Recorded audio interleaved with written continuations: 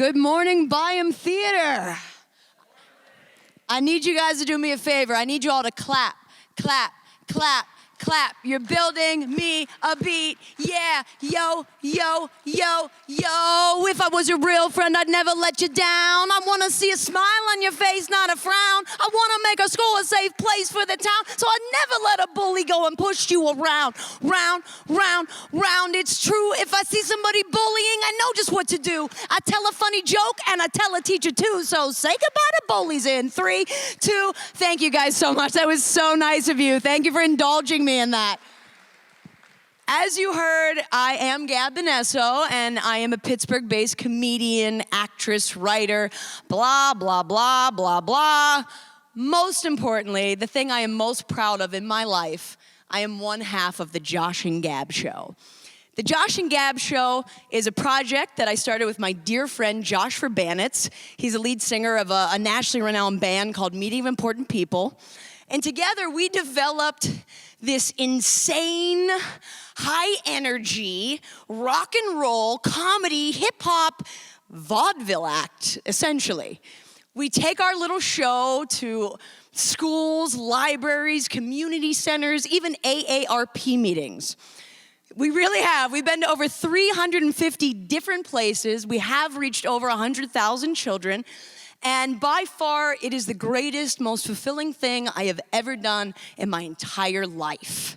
And I have to tell you, when I got invited to do the TED Talk, I saw the theme bridges, and I think in cartoon, like my brain is just one big graphic novel. And when I saw the theme bridges and connections, and I thought about the anti-bully movement, and I thought about it like almost as a cartoony parade, right? It's this parade made up of like the Ninja Turtles and Fred Rogers and everything positive in the world, teachers, additional supplemental programs like Josh and I, we're all marching, right? And we're reaching kids in school from 5 to 13. And that bridge, man, it is a clear path. It is sunny, 70 degrees. There is no traffic. We are getting that message, and we are getting it to the youth of our country. I promise you, this is my full-time job. I've been doing it for 3 years straight. The youth, they want to hear this message. They want to be nice. It's being received. I am hopeful. But when you take the anti-bully message and you think about getting it to grown-ups, people who are outside of school, I see a different cartoon, man. That bridge is like all wonky. It's like covered in PennDOT cones. You know what I'm saying? It's like the Clemente Bridge on a pirate game. It's like that cray-cray bridge that Bill Peduto's suggesting that'll be just for bike lanes. No one will ever get across that bridge and get this lesson to the adults. And that's where I feel the anti-bully movement is fractured. We can't just put this on children to do. We all have to be a part of this. And since I'm in a room with a bunch of grown-ups, I'm going to take the opportunity to educate you guys on the 4 fundamentals of the anti-bully movement. So if at the very minimum, you just take a couple notes in your program and you spread this message with other adults. Now, the very first thing we do when Josh and I go into a school is we start with a loud rock and roll song. That's kind of why I wanted to rap for you guys, just so you could kind of get a feel of our fun program. The second thing we do is I immediately go into the audience and start talking to the kids. And the first thing I ask is, who in the audience, by show of hands, knows what a bully is? And I can tell you, every single kid in that school will raise their hand. Every single one. And Josh and I go, whoa, that's a lot of people. And then I say, all right, who wants to tell me what a bully is? Keep your hand up. And they all keep their hand up. And I always go to someone in the front row. And if you've ever been a school performer, your front row always consists of kindergarten kids, like always. That is the primary audience you're playing to. And I'm always curious to see what a 5-year-old thinks a bully is anyway. So that's usually who I go approach. And I squat down and I'm like, what's a bully? You know, and I give the kid the mic. And I would say 9 out of 10 times a 5-year-old describes a bully like this. A bully's someone who be's mean to you. They say it just like that. I mean, so someone who be's mean to you, just like that. And it just truly breaks my heart every time I hear it. Not in the same reason I'm sure it breaks the English teacher's heart. It just breaks my heart to think that a 5-year-old even knows what mean means, you know? I can't believe a 5-year-old's already experienced mean behavior so that they know to say that. It really makes me sad. But then I have to tell the 5-year-old, that's not actually the whole answer. I bet you guys didn't know that. A mean person doesn't have to actually also be a bully. You could be mean and not be a bully. Someone could call you a name, and that doesn't mean they're a bully. And that's like one of the biggest confusing things about the anti-bully movement is that people don't even know what the word means. I've heard so many adults misuse it, and it really, really offends me when you do that. So this is what a bully is. A bully is someone who is mean to you repeatedly with words or with physical action. Meaning that every day you're coming to school, this person is waiting for you to say something really horrible about you. And if these kids are anything like I was when I was getting bullied, they're things I'm already thinking about myself. So now on the daily, I'm being reminded of how horrible I am, and it's things I already think about myself. And that's why it's so severe. So you can't misuse that word, all right? Like my mom, I'll be talking about going to a stand-up show. I do stand-up, and I'll make maybe a Sarah Palin joke, right? And my mom will be like, you can't do that joke on stage. People will think you're a bully. And I'm like, Mom, that's not what the word means. People are allowed to have an opinion. People are allowed to say something once because they're allowed to think it. But if every day I was picking on Sarah Palin, then I'd be a bully. And I need you guys to know that because to me, bullying is more like a mixture of stalking and harassing. And it's really serious, so please don't misuse that word. Know what a bully is. The second thing we teach kids is what to do if you're being bullied. And I think this applies to adults who get bullied too. That's right, I'm saying it. Adult bullies exist. People get bullied in the workplace. It happens. You know it. I know it. Let's stop pretending it's just a problem for kids. It's not. It's real. And if you're getting bullied, we ask you to do this. First, ask the bully to stop. I mean, try it. Maybe the bully doesn't even realize how mean they are. If it's like my experience with bullies, they usually mock you further for asking them to stop, so sometimes that's a hard one to do. The second thing we tell kids to do is ignore the bully, which I think is actually really hard to do as a child. When I was growing up, I had a reactive disorder, so it was very hard for me to just ignore the bully. I cried a lot. That's how I handled it. The third thing we tell kids is to always talk to an adult, someone in school, someone at home. You want to have backup. You want people to know what's going on. You don't want this bullying situation to escalate.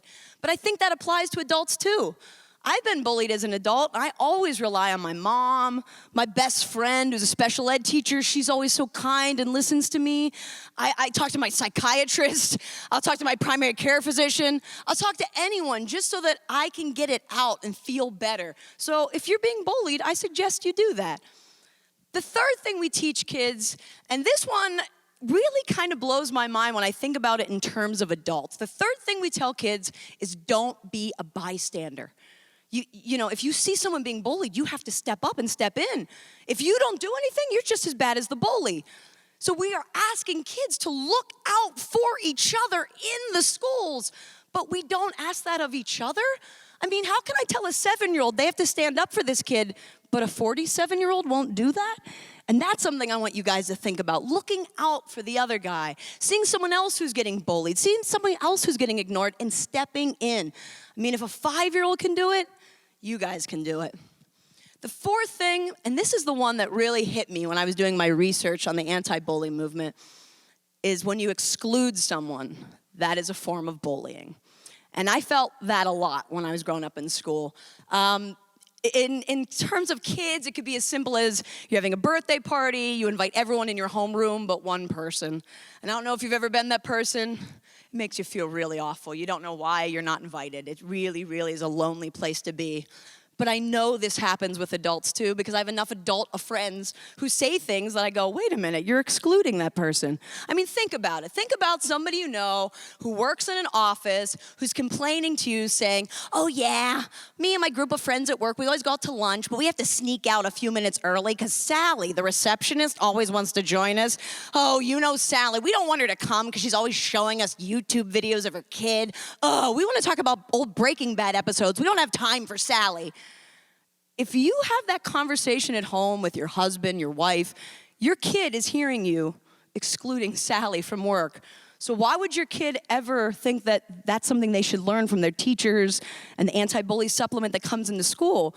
We have to be doing this. We have to be doing this, or the kids can't do it alone. We have to do it as a group. And I'm not blaming you guys. Know that this is not a criticism of grown-ups in any way. They didn't even have anti-bully legislation until 1999, and that was just in one state following Columbine. Not until 2009 was it in over 40 states. So if you're over the age of like 25, you were never forced to learn this stuff. But I'm thinking the solution might be, I mean, I've worked in corporate America. I've worked at restaurants. We've had lots of like sexual harassment training seminars. We've had like tardiness seminars. We've had, one time I worked at CBS, we had a seminar about the company refrigerator because somebody was stealing people's lunches. But not once have we ever had an anti-bully seminar. And I think I'm not saying you need to do it every week like kids, but maybe once a month, once a year. Just bring it into the conversation because there's ways you can look out for each other and include each other in your work, in the real world. So where does this leave us? I'm really putting a lot of pressure on you, right? You're the only adults who are equipped with this knowledge, and now I'm sending you out in the world. Well, I'll tell you where it left me. I mean, I'm doing this full time every day. I have kids telling me their innermost secrets, their biggest fears, what's going on in their home life, how can I help? And it all kind of culminated for me last fall. I was driving to a show Josh and I had in Riverview Park in the north side.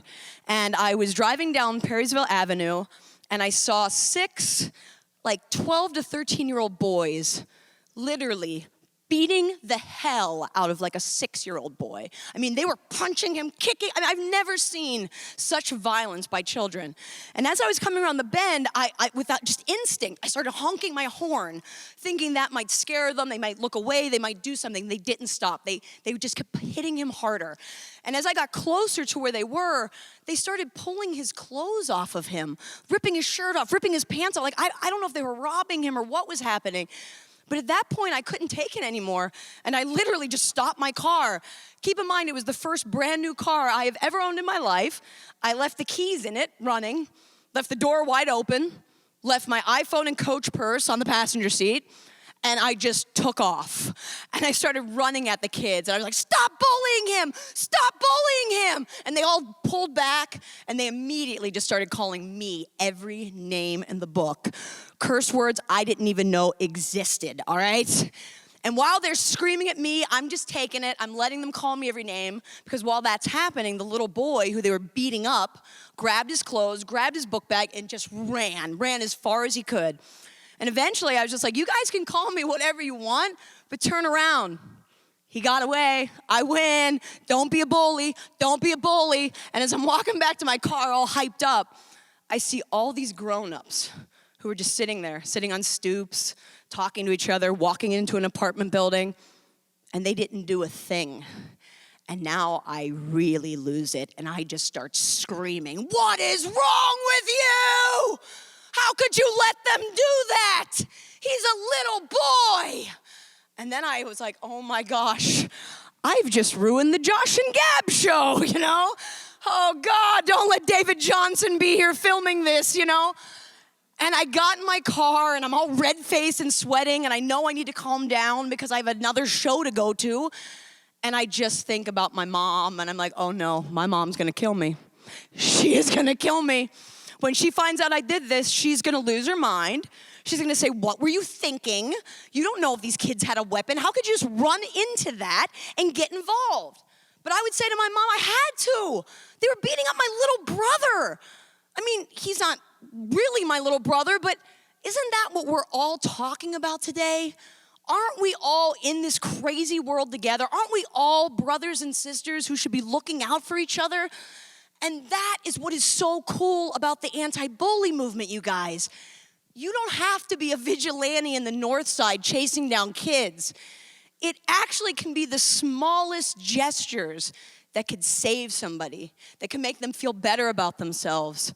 So if you get an opportunity to just smile at a stranger, do it. You get a chance to say hi to somebody that nobody else talks to? Do it. What are you afraid of? If you get a chance to invite Sally to lunch, maybe give her a heads up and say, no one wants to look at your videos, Sal, but you can come to Panera, girl. We got bread bowls.